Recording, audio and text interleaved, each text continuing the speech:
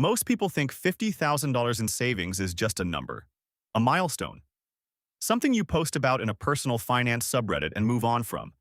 But here is what nobody tells you. Crossing that line does not just change your bank balance. It changes everything.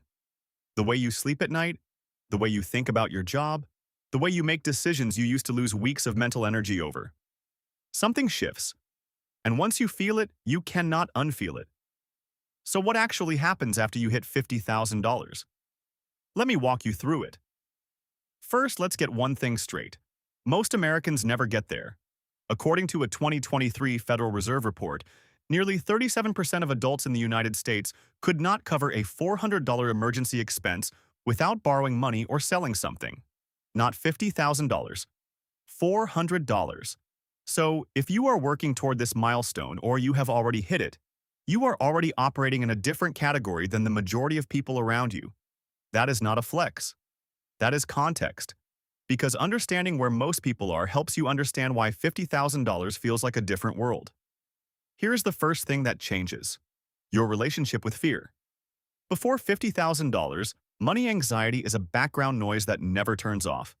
Your car makes a weird sound and your stomach drops. You get a bill you were not expecting and your whole week feels off. Your company announces layoffs and you lie awake running numbers in your head. That fear is not weakness. It is rational. When you have no buffer, every unexpected cost is a genuine threat. Your nervous system knows this, so it stays on high alert. After $50,000, that noise quiets. Not because life gets easier, not because bad things stop happening, but because you have options now. Your car breaks down, you fix it, your company downsizes, you have runway. That shift from zero options to real options is one of the most underrated transformations in personal finance. It does not make you invincible, it makes you stable. And stability, it turns out, is the foundation everything else gets built on. The second thing that changes is how you think about your job. This one surprises people.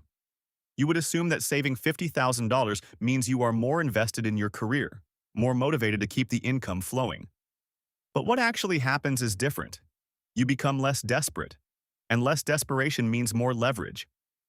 When you have 3 to 6 months of expenses sitting in a high-yield savings account, you stop tolerating things you used to tolerate. A toxic manager, a role that stopped growing you, a salary that has not moved in 2 years. You start evaluating opportunities differently because you can actually afford to say no. And here is the counterintuitive part. The people who are the least financially desperate tend to negotiate the most effectively. They walk into conversations calmly. They do not need the yes, and ironically, that posture gets them more yeses. The third change is cognitive. Your brain literally works better. This sounds dramatic, but the research backs it up. A landmark study published in Science found that financial scarcity consumes a measurable amount of cognitive bandwidth. When people are worried about money, their effective IQ drops by roughly 13 points on certain tasks. The mental load of managing stress, running calculations, planning around shortfalls. It takes up space.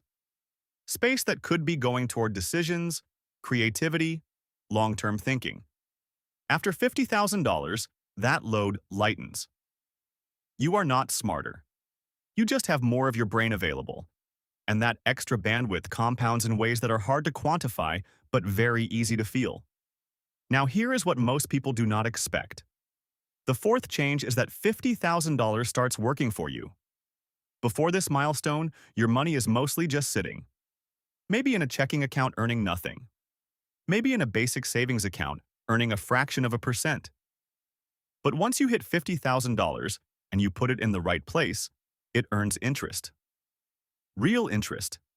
At current high-yield savings rates, $50,000 can generate somewhere around $2,000 to $2,500 a year in interest alone. That is not retirement money, but it is not nothing either. More importantly, it is money you did not have to work for. It just appeared because your money was in the right account. That moment, when you see interest hit your balance for the first time at meaningful scale, changes how you think about earning. You stop seeing labor as the only way to generate income. And that mindset shift is the seed of every smart financial move that comes after. The fifth change is subtle, but it might be the most important. You start playing offense instead of defense. Below $50,000, personal finance is mostly about not losing, not going into debt, not overdrafting, not falling behind. You are playing defense constantly. After $50,000, you can start thinking about building, investing in an index fund, maxing out your Roth IRA, exploring real estate, looking at your career as a wealth-building tool rather than just a paycheck source. The game changes. And the players who transition from defense to offense the fastest are the ones who pull away from the pack the fastest. But here is what no one talks about. The transition is not automatic.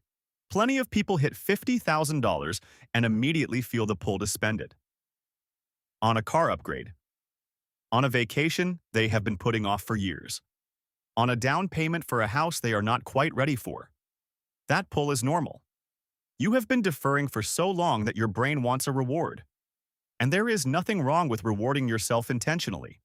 But the people who use this milestone as a foundation rather than a finish line are the ones who end up at $100,000, $250,000, $500,000. They treat the $50,000 not as proof that they made it. They treat it as proof that they can. According to a study by Fidelity Investments, people who accumulate their first $50,000 in retirement savings are significantly more likely to reach $100,000 within the next few years compared to those who have not yet crossed that initial milestone. The behavior patterns that got you to $50,000, the discipline, the delayed gratification, the awareness, those patterns compound just like interest does. The first $50,000 is the hardest, not because the numbers are impossible, because the habits are the hardest to build from scratch. Once you have them, they scale. So what should you do when you hit this number? Keep 3 to 6 months of your actual expenses in a high-yield savings account. That is your buffer. That is what makes everything else possible. Move the rest into accounts that grow. A Roth IRA if you are eligible. A brokerage account with low-cost index funds. Let the money start doing work so you are not the only one working. And then revisit your income. Ask for the raise. Apply for the promotion. Consider the side income. Because now you are negotiating from a position of stability, not desperation. That changes everything about what you are willing to ask for. You started wondering what life looks like after $50,000. Now you know. It looks quieter, calmer, more optioned. More like the life you have been trying to build since you made your first budget and told yourself things were going to be different. They are. But only if you keep going.